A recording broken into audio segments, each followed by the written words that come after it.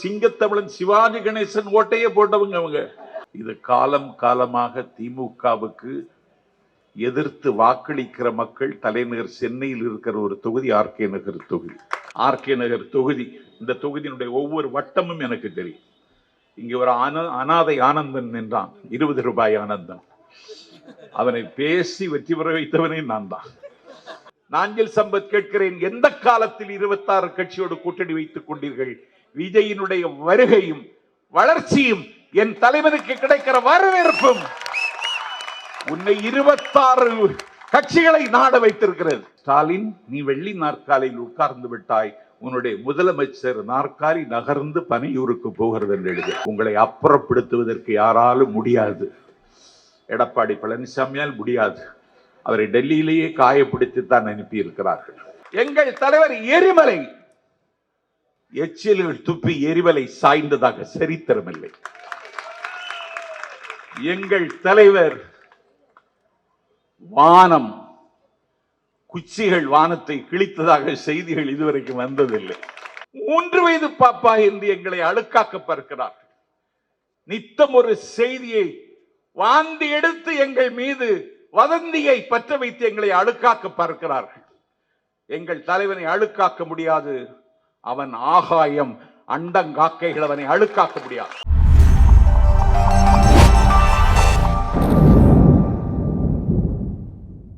வாக்களியுங்கள் whistle சின்னத்திற்கு, வாய்ப்பளியுங்கள் தளபதி விஜய் அவர்களுக்கென்று நடைபெற்றுக் கொண்டிருக்கிற பிரச்சார பொதுக்கூட்டத்திற்கு தலைமை வகித்திருக்கின்ற மாவட்ட கழகத்தின் செயலாளர், கண்ணிமைக்காமல் கடமையாற்றுகின்ற கர்மயோகி சுரா செந்தில் அவர்களே, சுரா வேலு அவர்களே, வரவேற்புரை என்கிற பெயரால் ஒரு நீண்ட உரையாற்றி இருக்கிற நெஞ்சம் கவர்ந்த தம்பி மகேஷ் அவர்களே, தலைமை கழகத்தின் பொழிவாளர் தம்பி ராமகிருஷ்ணன் அவர்களே, வாக்குகளை சேகரித்து அமர்ந்திருக்கின்ற பொறுப்பாளர், 41 குடும்பங்களை கரூரில் தத்தெடுத்தவன், ஆர்கே நகரையும் தத்தெடுத்திருக்கின்ற தங்கமகன்,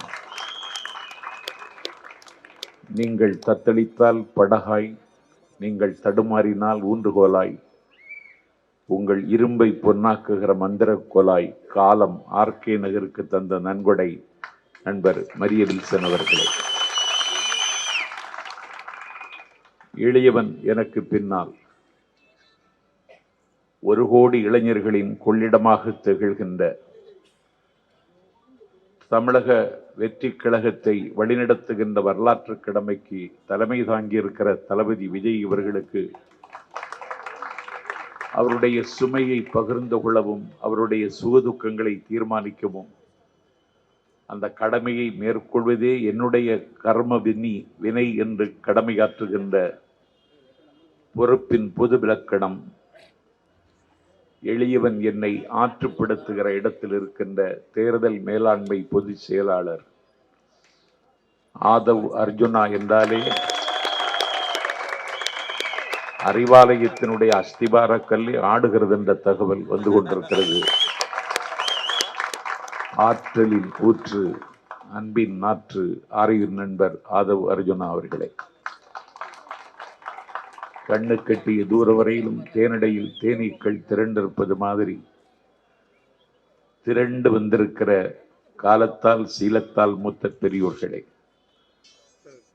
ஏப்ரல் திங்கள் 23 தத்தம் ஜனநாயக கடமையை ஆற்றுவதற்கு காத்திருக்கின்ற வாக்காளர் பெருமக்களே, பால் நினைந்து ஊட்டுகிற என் பரிவுள்ள தாய்மார்களே, வரலாற்று மாற்றத்திற்கு அடையாளமாக விளங்குகிற என் வாலிப தம்பிகளே, மாற்றான் தோட்டத்தில் மணக்கு மல்லிகைகளே, ஜனநாயகத்திற்கு உப்பாகவும் சர்க்கரையாகவும் இருக்கின்ற ஏடுகளின் ஊடகங்களின் பெருமைக்குரிய நிருபர்களே, எளியவன் எனது பேச்சை அச்சு பிசகாமல் ஒற்றெடுத்து அண்ணன் ஸ்டாலினிடம் ஒப்படைக்க வந்திருக்கிற அரசாங்கத்தின் ஒற்றர்களை, கூட்டத்திற்கு அனுமதியும் பாதுகாப்பும் நல்கியிருக்கிற காவல்துறையை சார்ந்த அதிகாரிகளை, எல்லாவற்றுக்கு மேலாக விடுகதையாகிவிட்ட தமிழர்களின் கேள்விக்கு கிடைத்த விடை, அடக்க முடியாத கடல் அலையின் பெருமுழக்கம், விளக்க முடியாத விரிவானம், தளபதி விஜய் அவர்களின் நெஞ்சில் குடியிருக்கும் என் செல்வ தம்பிகளே வணக்கம். ஆர்கே நகர் தொகுதி எனக்கு பரிச்சயமான தொகுதி. இந்த தொகுதிக்கு வரலாற்றில் ஒரு இடம் உண்டு. ஆசிரியராக இருந்த தகுதியினாலேயே இந்தியாவினுடைய குடியரசுத் தலைவராக முடிசூட்டப்பட்டவர் சர்வப்பள்ளி ராதாகிருஷ்ணன். அவருடைய பெயரால் இருக்கிற தொகுதி ஆர்கே நகர் தொகுதி. இது காலம் காலமாக திமுகவுக்கு எதிர்த்து வாக்களிக்கிற மக்கள் தலைநகர் சென்னையில் இருக்கிற ஒரு தொகுதி ஆர்கே நகர் தொகுதி.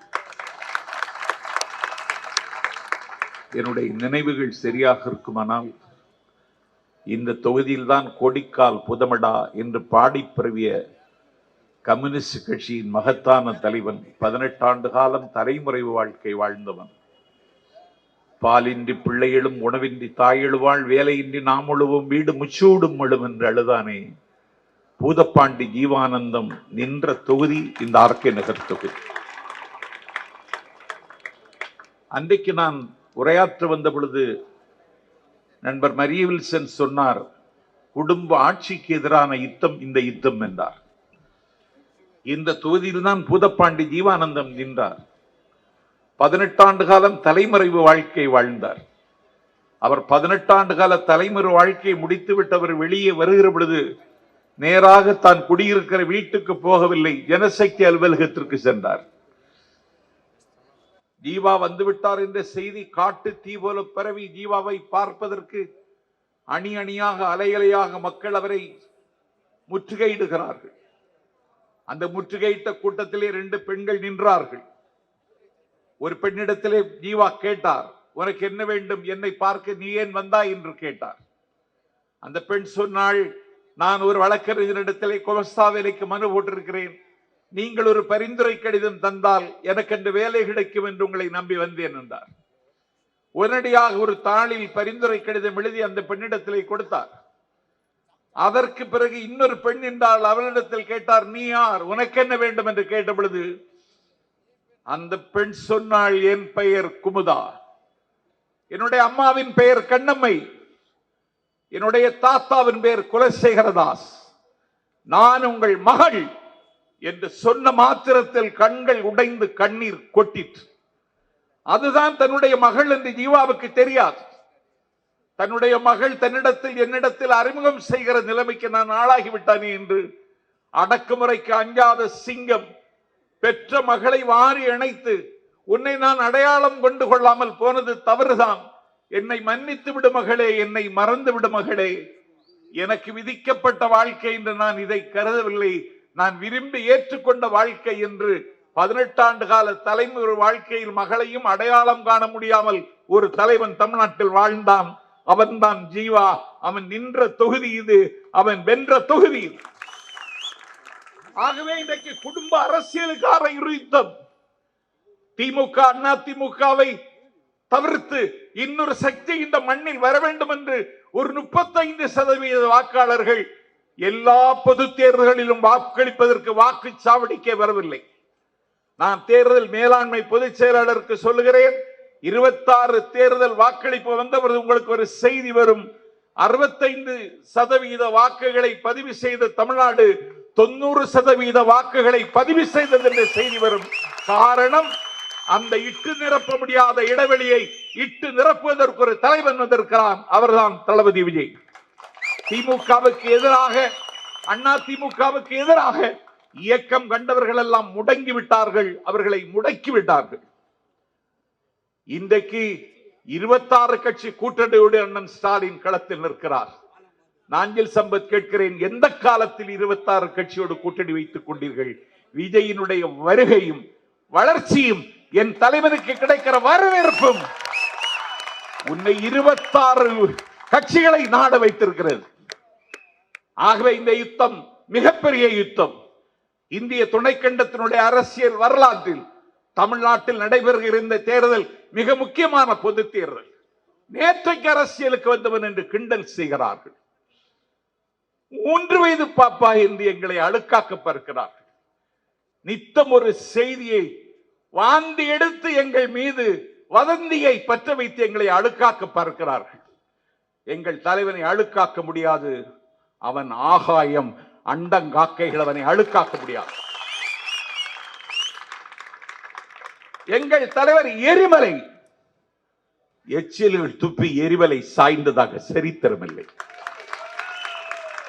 எங்கள் தலைவர் வானம், குச்சிகள் வானத்தை கிழித்ததாக செய்திகள் இதுவரைக்கும் வந்ததில்லை.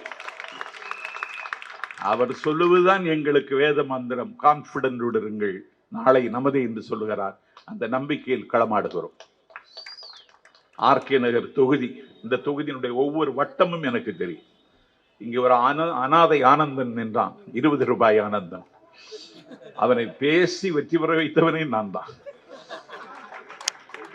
இந்த தொகுதியில் இப்போது நாங்கள் வெல்வோம். இந்த தொகுதியில் எவ்வளவு பிரச்சனை இருக்குன்னு எனக்கும் தெரியும். அதை இங்க பட்டியலிட்டார் மரிய வில்சன் அவர்கள். இனி ஒரு உண்மை என்னவென்றால், 1977 ஆஃப்டர் எமர்ஜென்சி நெருக்கடி நிலை காலத்திற்கு பிறகு வந்த முதல் தேர்தலில், 77 தேர்தலில் மக்கள் திலகம் எம்ஜிஆர் இந்த மண்ணில் முதல்வராக முடிசூட்டப்பட்டாலும் தலைநகர் சென்னையில் எல்லா தொகுதிகளிலும் திமுக தான் வென்றது. அப்போது அதிமுகவின் சார்பில் வென்ற ஒரே தொகுதியும் இந்த ஆர்கே நகர் தொகுதிதான். ஆகவே திமுகவுக்கு எதிராக சிந்திக்கிறவர்கள், இயங்குகிறவர்களின் கொள்ளிடம் இந்த தொகுதி. உங்களுக்கு இப்பொழுது ஒரு ரட்சகன் கிடைத்திருக்கிறான், ஒரு மீட்பன் கிடைத்திருக்கிறான். அவரை காயப்படுத்தி விடாதீர்கள் என்று கேட்கத்தான் வந்தேன். நிறைய பேர் சொல்லுவார்கள் சுடுகாட்டில் சமதர்மம் இருக்கிறது என்று. சுடுகாட்டில் எல்லாம் சமதர்மம் இல்லை. ஜவஹர்லால் நேரு இறந்த பொழுது 10 ஏக்கர் நிலத்தில் சந்தனக்கட்டை அடுக்கி 10,000 லிட்டர் பசுவின் நெய் விட்டு தகனம் செய்தார்கள்.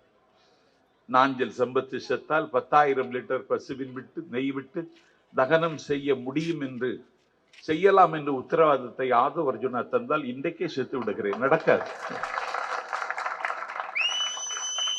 மக்கள் திலகம் எம்ஜிஆர் மறைந்தார். யமனை வென்றவன் எம்ஜிஆர். எம்.ஆர். ராதாவின் துப்பாக்கி குண்டுகள் தொண்டையிலே குறிபார்த்த பொழுதும் யமனுக்கு டாட்டா காட்டியவர் எம்ஜிஆர். அந்த மன்னாதி மன்னனுக்கு மரணம் வராதென்று மக்கள் நம்பினார்கள். அந்த தலைவனும் ஒரு நாள் கண்ணை மூடினான். அவருடைய இறுதி ஊர்வலம் தலைநகர் சென்னையில் நடந்தது. எனக்கு வகுப்படுத்தவன், என்னுடைய ஆசிரியன். நான் கனவுகள் காணுகிற கால் சட்டை பருவத்தில் என் கரம் பற்றி பிடித்து எனக்கு தமிழ் பேச சொல்லி தந்த என்னுடைய குருநாதர் வலம்புரி ஜான் தான். எம்ஜிஆர் மறைந்த அன்றைக்கு என்ன செய்தார் என்று சொன்னால், அந்த ஒலிபரப்புவார்கள், நேரடி ஒளிபரப்பு, அவர்தான் அன்றைக்கு அதை செய்து கொண்டிருந்தார். எம்ஜிஆருடைய ஊர்வலம் வந்து கொண்டிருக்கிறது. 10 லட்சம் மதிப்புள்ள சந்தன பேழையில் அந்த பொன் மகனை வைத்து ஊர்வலமாக சுமந்து கொண்டு வருகிறார்கள். எம்ஜிஆருக்கு கடைசி காலத்தில் சால்ட் டிசீஸ், உப்பு நோய். அப்போது வலம்புரி ஜான் சொன்னார், உனக்கு உப்பு நோயாமே, மன்னாதி மன்னனே உனக்கு உப்பு நோயாமே, உங்கள் உப்பை திண்டல்லவா நாங்கள் வளர்ந்தோம், உனக்கு எப்படி உப்பு வந்து சேர்ந்து கொண்டது உன் உடம்பில் என்று கேட்டு கதறினார். ஊர்வலம் வந்து கொண்டிருக்கிறது. கடற்கரையில் மணலை தோண்டி அந்த சந்தன பேழையை கீழே இறக்கப் போகிறார்கள். அப்பொழுது அண்ணன் வலம்புரி ஜான் சொன்னான், இதுவரைக்கும் மண்ணை தோண்டி நாங்கள் தங்கத்தை தான் எடுத்தோம். இன்றைக்குத்தான் மண்ணை தோண்டி எங்கள் தங்கத்தை அதில் வைக்கப் போகிறோம் என்று அழுதான். மண்ணை அள்ளி போட்டு அவரை அடக்கம் செய்கிற அந்த கடைசி நிமிடத்திலே அண்ணன் தொண்டை உடைய கதறி அழுது கொண்டிய அண்ணன் சொன்னான், இதுவரைக்கும் சந்திரன் கிழக்கில் தான் அஸ்தமனமாயிற்று, மேற்கில் தான் அஸ்தமனமாயிற்று, இன்றைக்குத்தான் சந்திரன் கிழக்கில் அஸ்தமனமாகிறது என்று எங்கள் அண்ணன் அன்றைக்கு சொன்னான். ஆகவே சுடுகாட்டில் கூட சமதர்மம் இல்லை. மக்கள் திலகம் எம்ஜிஆருக்கான ஈமச்சடங்குக்கும் இறுதி ஊர்வலத்திற்குமான செலவு இன்றைக்கு அரசின் கணக்குப்படி 16 லட்சம். ஆகவே இடுவார் கரம் பார்த்து இல்லை என்பார் முகம் பார்த்து. பகலில் செத்தால் பாடை வாங்க வழி இல்லை, இரவில் செத்தால் எண்ணெய் வாங்க வழி இல்லை என்று வாழுகிற நாட்டில், ஏழைகள் வாழுகிற நாட்டில் சுடுகாட்டில் கூட சமுதாயம் இல்லை. 6000 ஏக்கர் உள்ளவனுக்கும் அத்தானிக்கும் ஒரு ஓட்டு தான். செத்தால் புதைப்பதற்கு 6 அடி நிலம் இல்லாத ஒரு ஏழைக்கும் ஒரு ஓட்டு தான். பொல்லாத பணக்காரன் அம்பானிக்கும் ஒரு ஓட்டு தான். பொறிக்கடலை தின்ன முடியாத எங்கள் ஆர்கே நகர் பொக்கைவாய் கிளவிக்கும் ஒரு ஓட்டு தான். ஒரு ஓட்டின் மூலம் தான் கேட்டை மாற்ற முடியும். The revolution not by bullets but by ballots. வேட்டுகளின் மூலமும் வெடிக்குண்டுகளின் மூலமும் செய்ய முடியாத புரட்சியை ஓட்டுகளின் மூலம் செய்ய வாருங்கள். அந்த நாள் ஏப்ரல் திங்கள் 23. தகப்பன், தகப்பனுக்கு பிறகு மகன், மகனுக்கு பிறகு பேரன், இன்ப நிதி வழங்கும் பராசக்தி. அது பாராசக்தியாகி போய்விட்டது. ஆகவே அடுத்த தலைமுறைக்கு திமுகவை கடத்துவதற்கு ஒரு குடும்பம் எத்தனிக்கிறது.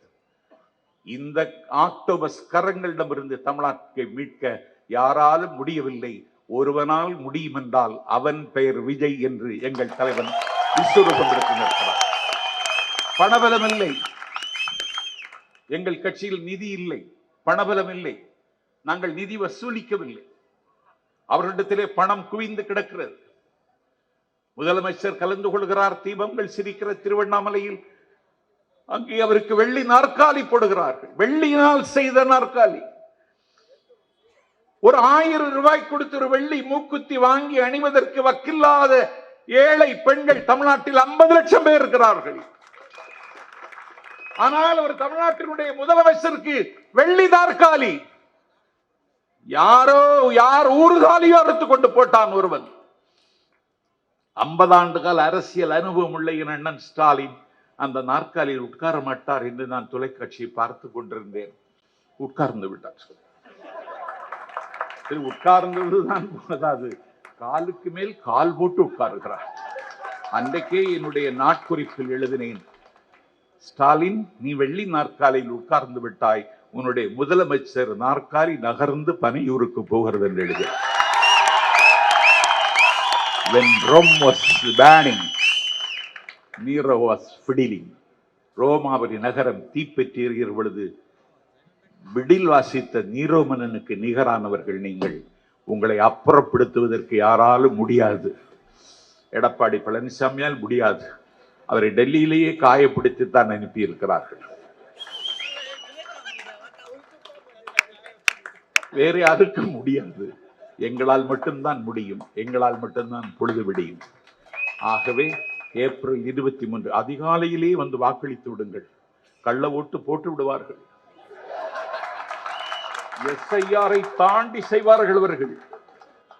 கள்ள ஓட்டு போட்டு விடுவார்கள்.